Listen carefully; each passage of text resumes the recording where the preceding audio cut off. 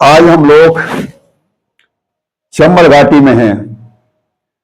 चंबल घाटी के बारे में आमतौर से लोग मानते हैं कि जहां डाकू थे, बागी थे, शांति नहीं है, इस प्रकार का क्षेत्र।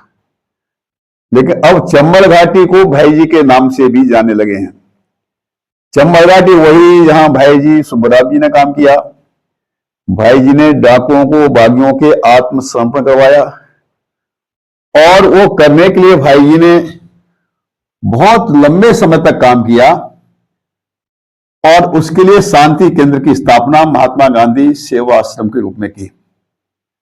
बाद में जब 1972 में बागियों के साथ भाई जी का कई बार संवाद हुआ तो तैयारी हुई और इसी महात्मा गांधी सेवा आश्रम में बागियों के समर्पण का प्रारंभ हुआ।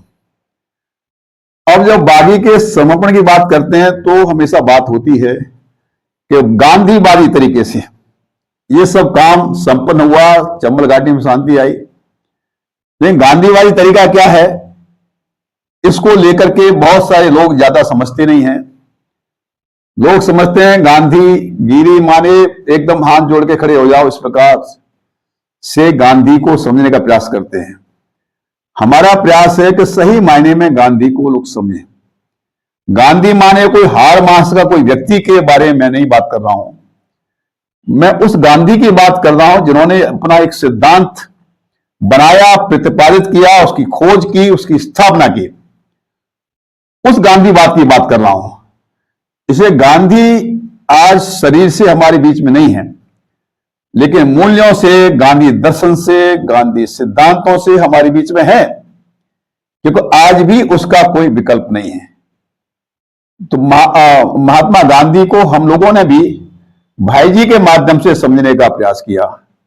भाई जी के पूरे आचरण में जो कुछ काम करते थे उसमें उससे प्रेरणा मिलती थी कि ये वही काम है जिसको गांधी ने अपने जीवन पर उतारा, उसके प्रयोग किए।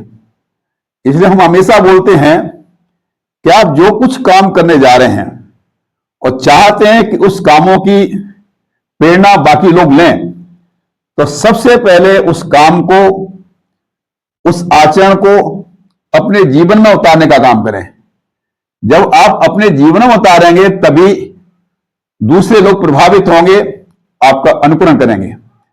जो काम आपने अपने जीवन पर नहीं उतारा तो कैसे अपेक्षा करेंगे बाकी लोग आपको अनुकरण करें? यही गांधीवाद था। महात्मा गांधी ने जो कुछ कहा उसका प्रयोग खुद के ऊपर किया। करने के बाद अच्छा था, खराब था, लोगों के साथ साझा किया।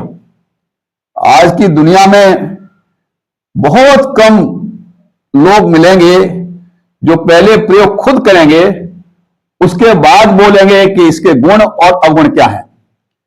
महात्मा गांधी ने वही किया। तो आज बहुत ही संक्षिप्त में महात्मा गांधी को समझें तो गांधी जी ने जो एकादश व्रत बनाए और उन एकादश व्रत का पालन किया, उसके बारे में आज बताना चाहेंगे। अब आज एक बार में ही सभी एकादश व्रत की बात नहीं हो पाएगी, इसलिए उसमें से 5 व्रतों की बात करेंगे।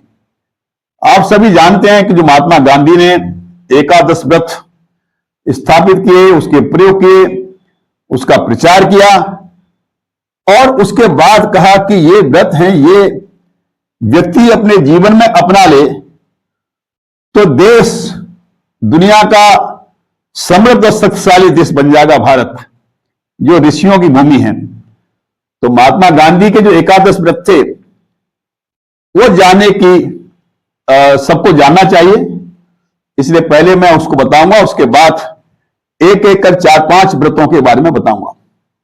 तो महात्मा गांधी ने जो एकादश व्रत बनाए थे, पहले से बने आ रहे, लेकिन उन्होंने एक साथ संकलित करके रखा कि ये है व्रत जो हर व्यक्ति को अपने जीवन में उतारना चाहिए, तभी सही मायने में हम भारत के एक अच्छे मॉडल नागरिक कहलाएंगे।